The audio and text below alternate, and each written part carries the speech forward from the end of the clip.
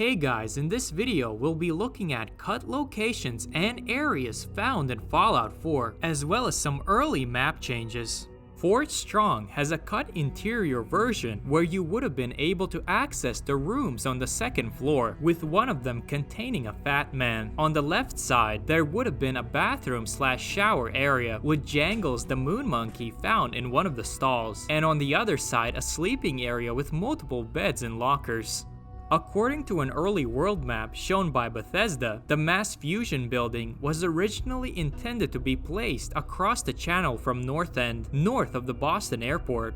The Warwick homestead was originally named Nut Island, which is the name of the pre-war wastewater treatment plant that the Warwick family set their farm around. There's also a cut sign found for the facility. Suffolk County Charter School was named Hyde Charter School. The name is also mentioned in Jamaica Plains Town Hall, where it says the school donated a classroom globe to a time capsule exhibit in 2077. Apparently, there was to be a vault north of Jamaica Plain too, called Vault 117, but it was eventually cut. There's a concept art picture of the vault's jumpsuit as well. Other small changes include Vault 121 appearing in the place of Vault 95, the Atom Cat's garage was named Greaser's Garage, and the Backstreet apparel was named Yaki Apparel.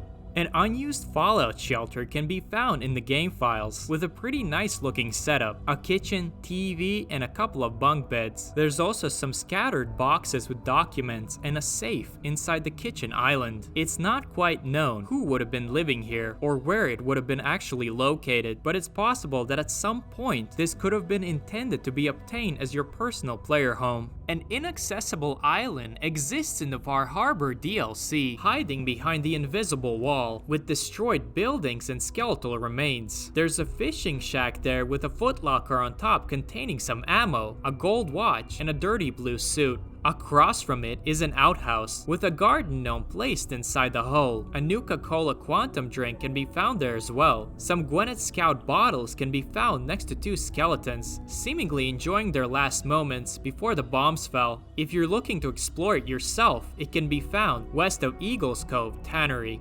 The Atlantic office building has an unused interior with multiple levels infested with raiders and booby traps. A working elevator exists here as well. This version was meant to appear in downtown Boston near the Shamrock Tap House instead of the glowing sea. It's a shame this version of the building was never fully developed, and all we got was a collapsed skyscraper with a bunch of ghouls.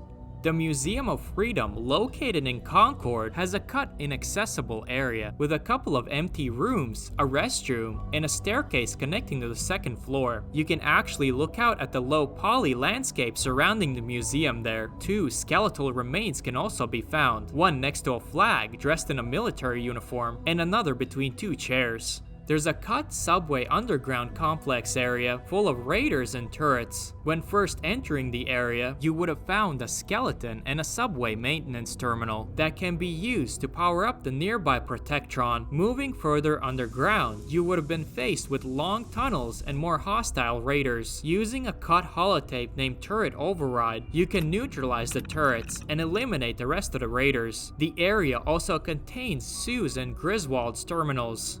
Another unused underground area exists, smaller in size with mines and raiders. It looks like it was some sort of storage basement with a bunch of boxes and barrels. Interestingly, there's a hole in the wall that one of the raider characters is using to sleep in. The combat zone has a cut backstage with dressing rooms that the fighters there would have used. The player would have been able to enter this area and use the elevators to also fight in the arena. Weapons and armor workbenches can be found there, as well as some ammo, stimpaks, and random items.